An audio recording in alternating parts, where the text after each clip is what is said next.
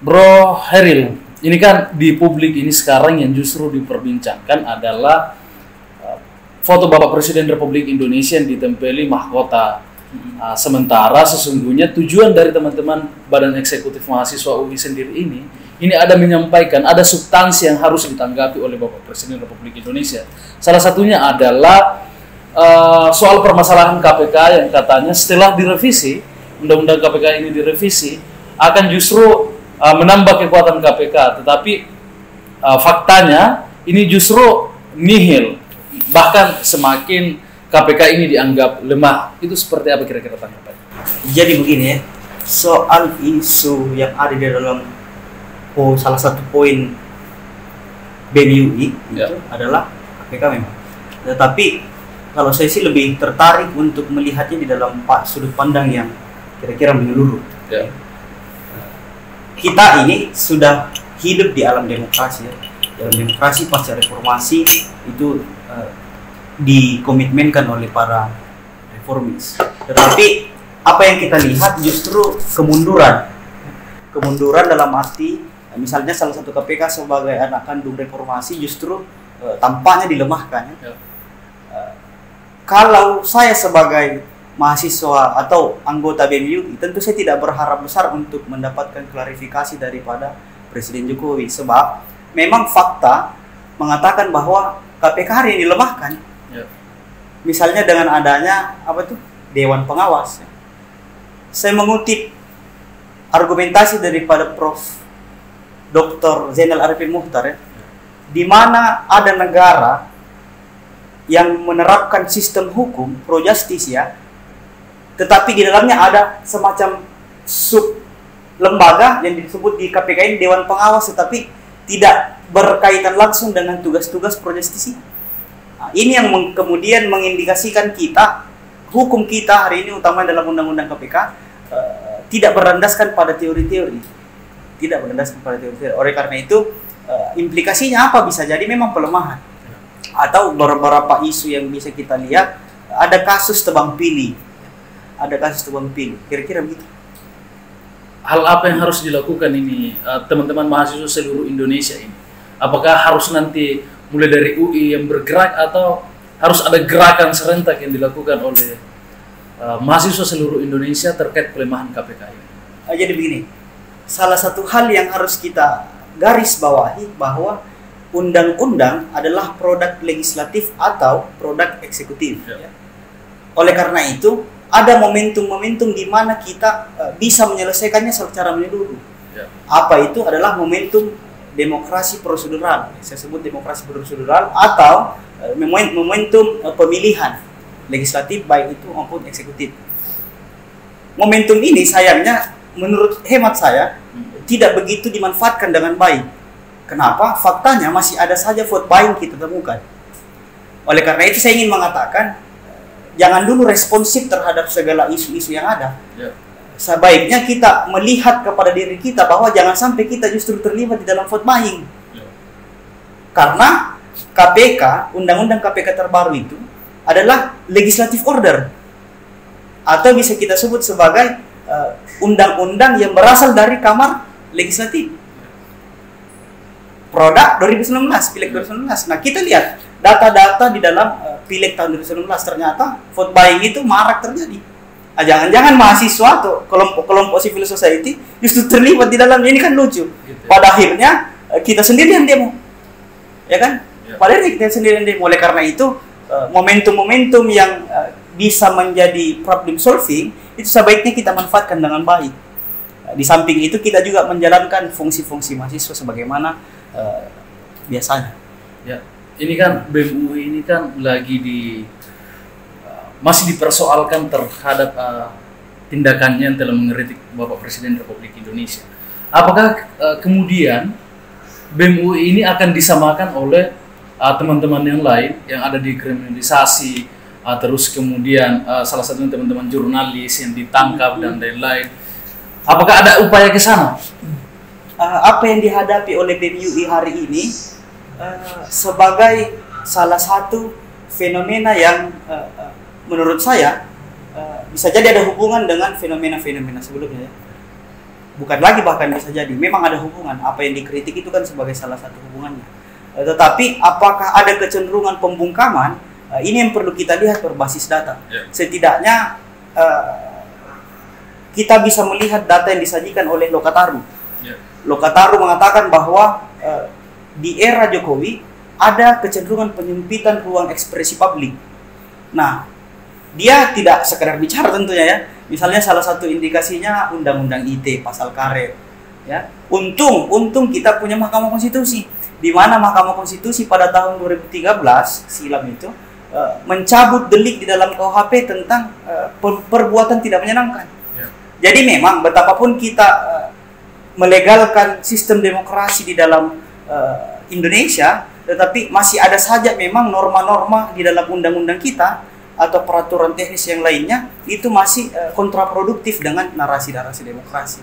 Nah, oleh karena itu berdasar data yang disampaikan oleh Lokataru tadi perlu kita tinjau dan diselesaikan bersama-sama. Misalnya salah satunya Undang-Undang ITE. Kan yang dikritik oleh BEM UI ini juga kan ITE ya.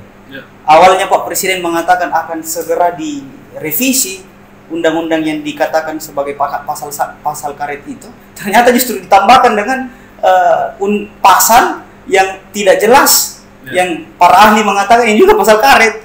Ini kan justru berpotensi menambah penyempitan ruang publik yang dimaksud oleh Lokataru tadi. Nah, ini tentu kita, kalau data ini bisa kita komparasi, tapi sejauh ini saya tidak menemukan data yang bisa saya gunakan untuk mengkomparasi, tapi setidaknya ini memang ada kecenderungan menurunnya indeks demokrasi kita. Kenapa saya katakan demikian? Salah satu pengamatan saya, salah satunya adalah bagaimana kemudian para ketua parpol ini masuk ke dalam kabinet era Jokowi ya. Kemudian kalau kita tinjau di dalam, kenapa saya katakan begitu? Kalau kita tinjau di dalam buku Prof. Mahfud MD yang judulnya Politik Hukum, saat dikatakan bahwa salah satu ciri konfigurasi, salah satu ciri negara hukum demokratis adalah konfigurasi hukumnya juga demokratis. Syarat prasyarat untuk menjadi negara hukum demokratis adalah salah satunya ketua partai politik itu tidak di dalam kekuasaan eksekutif. Kemudian yang kedua, adanya partai politik yang memadai, tidak kurang, tetapi justru mewakilkan sendi-sendi masyarakat. Kalau kita lihat dalam indikator yang disusun oleh Prof. Mahfud MD ini, justru apa yang terjadi hari ini kontraproduktif dengan narasi tersebut. Misalnya dengan adanya ketua parpol yang masuk ke sana. Ini tentu membuat tesis check and balances ini menjadi tidak berjalan dalam sirkulasi yang tepat. Makanya kenapa kemudian betapapun mahasiswa hari ini mendemo undang-undang KPK, mendemo undang-undang Omnibus Law, ya, mendemo kebijakan-kebijakan lain, tetap saja gol. Tetap saja tidak ada perubahan karena kontrol di dalam pemerintahan sendiri sudah tidak berjalan dengan baik. Ya, baik, terima kasih Prof. Hairil Amri. Kita sudah berada di penghujung acara. Kira-kira apa yang menjadi satu pertanyaan lagi sebelum sesi ini berakhir. Tadi kan temanya mengkritik atau menghina. Kesimpulannya, apakah teman-teman UI ini mengkritik atau menghina, dan apakah narasi yang disampaikan ini, poster yang di posting di sosial media BEM UI ini sopan atau tidak? Terus kemudian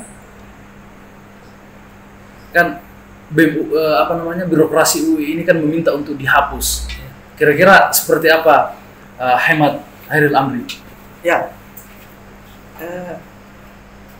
ini bukan menghina, justru kritik, sebuah kritik. Ya. Sebuah kritik ya tentu bisa dianggap biasa saja. Kalau dikatakan menghina, baik atau buruk, sopan atau tidak, ini indikator apa yang kita menggunakan? Ya. Kalau yang namanya sopan atau tidak, ini perlu tafsir-tafsir berikutnya. Ya. Tapi sebagaimana Indonesia yang disebut sebagai negara hukum, tafsir yang setidaknya tafsir bisa dilakukan, bisa dikatakan sebagai tafsir bersama, tafsir hukum. Oleh karena itu saya sendiri tidak mau bicara di luar daripada itu karena bukan disiplin ilmu saya. Ya. Kemudian apakah dikatakan bahwa apa tadi yang ketiga? Menghina atau yang ketiga? Yang ketiga. Terakhir.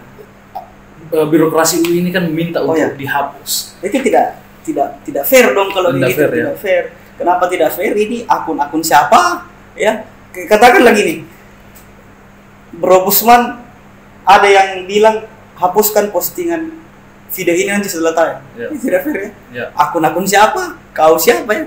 Jadi ini menurut pandangan hukum ini tidak memenuhi unsur ya? Tidak ada pelanggaran di dalamnya. Baik. Tidak ada karena Bro Hairil Amri, karena kita sudah berada di penghujung acara ini, kira-kira apa menjadi closing statement terkait persoalan ini? Oke, closing statement saya ya, berkaitan dengan apa yang menjadi isu hangat hari ini, yaitu PBUI, bahwa sudah sepatutnya ini terjadi ya.